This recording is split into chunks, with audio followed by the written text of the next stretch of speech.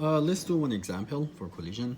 In this problem, 197, we have two bodies, two particles. The mass of them 3 and 4 kilogram, and this one is moving with 0.7 meter per second to the right, and the other one is moving to the left with 0.5 meter per second. So they're gonna collide. And the coefficient of restitution is given between these two pieces. It is 0.3. And also we know the duration of the impact is gonna be 0.025 seconds. And we are supposed to find what is the average impact force between these two during that impact. To find the force, if I know what is the acceleration of any of these materials, like this one for example, during the impact, then I can find the force using Newton equation, right? If I know the acceleration, force is going to be mass times acceleration. So my goal is going to be finding average acceleration for any of these pieces. To find the acceleration, I need to know what is the velocity after impact. I know the velocity before impact. If I find the velocity after impact, then I can divide the change of the velocity by duration of the impact to find the acceleration. So that's the logic that we are going to follow. So the first step is finding the velocity of these two particles after impact. To do that, I'm going to use the equations that we learned in the previous video.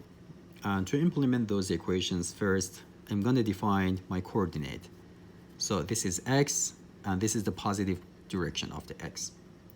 So those equations are first conservation of linear momentum during the impact, which was m1 times v1 prime plus m2 times v2 prime is equal to m1 times v1 plus m2 times v2, velocities before impact. M1 is this one, and M2 is this one.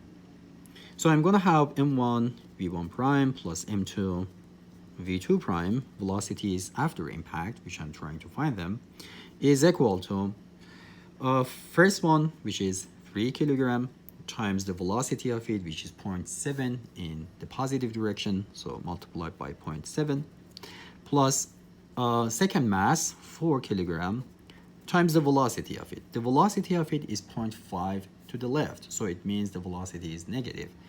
So make sure to include this negative sign in the velocity. This is the first equation. And the second equation comes from coefficient of restitution. E is going to be equal to v2 prime minus v1 prime divided by v1 minus v2. So v2 prime minus v1 prime is going to be equal to E times this.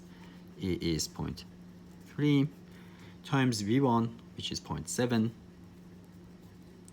minus v2. And again, v2 is negative 0.5.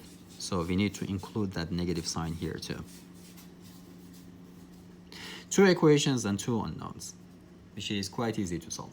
So if you do the math, v1 prime is going to be equal to negative 0.1914 meter per second. It means this, the first mass is going to move to the left after the impact. And the velocity of the second mass turns out to be 1686 meter per second. The velocity is positive. It means the second mass is going to move to the right after the impact. Now, if you consider one of these masses, it doesn't matter which one. Let's say the second one. During the impact, we are going to have a force, the impact force on this mass. And there is no friction, so we don't have any other forces in the x direction. Of course, in the y direction, we have normal force and also mg, which are equal to each other because there is no movement in the y direction.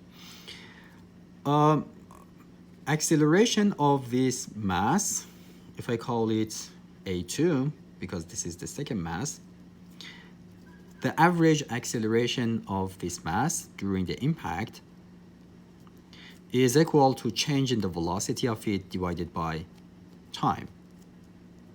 So it's going to be equal to v2 prime minus v1, v2, change in the velocity, divided by duration of the impact, which is 0.025 seconds. It is going to be equal to negative positive 0.1686 minus the initial velocity of it, which is negative 0.5. That's the change in the velocity of the second mass divided by the time, duration of the impact. Based on Newton equation, acceleration is going to be equal to force divided by the mass, which is 4 kilogram. So we know what is M2 is 4 kilogram, and from here we can find the force. So force from here, which is the average force during the impact. Of course, this force is going to change during the impact, right? But we are talking about the average of it, and also we are considering the average acceleration. The force is going to be equal to 107.0 Newton.